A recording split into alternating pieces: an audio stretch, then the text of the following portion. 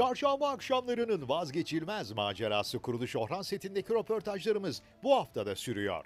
Hikayede Şahin Şah Bey karakteriyle izlediğimiz başarılı oyuncu Barış Falay'la sohbetimize başlayalım.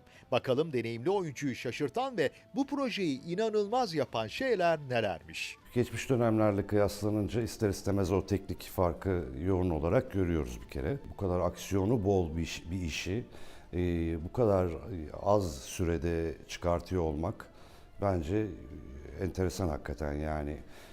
Beni de şaşırtıyor. Yani 150 dakika iş yapmak zaten bayağı bir işti ama bu kadar aksiyon bol bir işte bu 150 dakikayı çıkartmak bence bir mucize.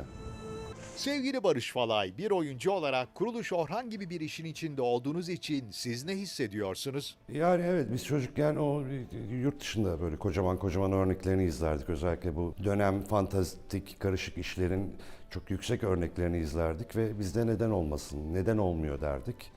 Neden olmasını gösterdi yapım. Dolayısıyla evet yani güzel bir iz bırakıyor bende. Bırakmakta hali hazırda.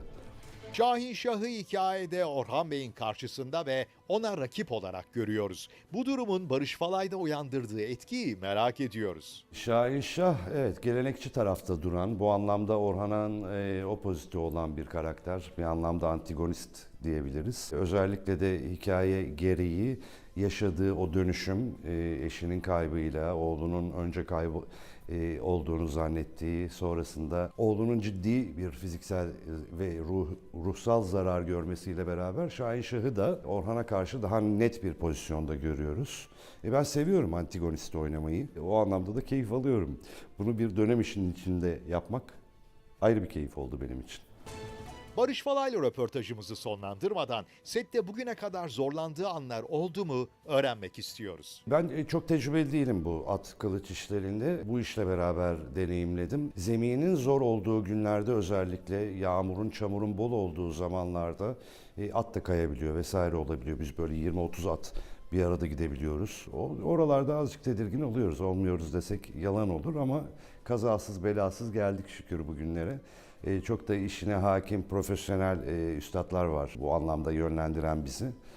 Sağ olsunlar, var olsunlar. Kuruluş Orhan'da uzun zamandır çocuk sahibi olmak isteyen ve sonunda hayallerine kavuşan bir Gonca Hatun ve Alaaddin Bey izliyoruz. Bir izleyici olarak sonrası için çok heyecanlıyız. Bir mücadelenin sonunda çekirdek bir aile olmanın verdiği mutluluğu tabii ki onlarda göreceğiz ama Gonca ile Alaaddin'de hep şey var. Bunu da seviyorum. İyi ve güzel bir şey olmadan öncesinde onun değerini ve kıymetini bilebilmek için birçok engel çıkarmış insanların önüne. Normal hayatta da bu böyle. Onlar da bunu yaşadılar. Belki de seyircinin gerçekten bu kadar çok sevmesinin sebebi de buydu. Kendilerinden biraz parçalar görebilmeleri.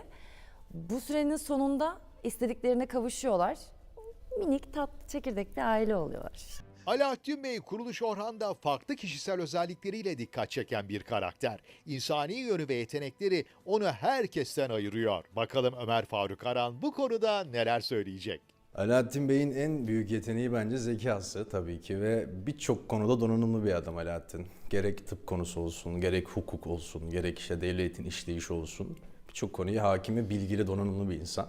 Çok merhametli bence Alaaddin. Dizideki diğer karakterlere göre biraz daha merhametli. Özellikle ailesine karşı çok merhametli olduğunu düşünüyorum.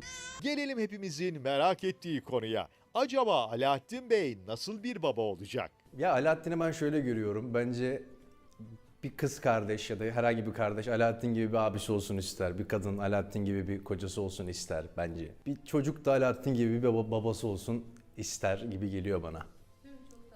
Bence öyle yani. Oğlum. Sevgili Barış Falay, Ömer Faruk Aran ve Belgin Şimşek'e keyifli röportajları için teşekkür ediyor. Maceranın yeni bölümlerinde görüşmek üzere diyoruz.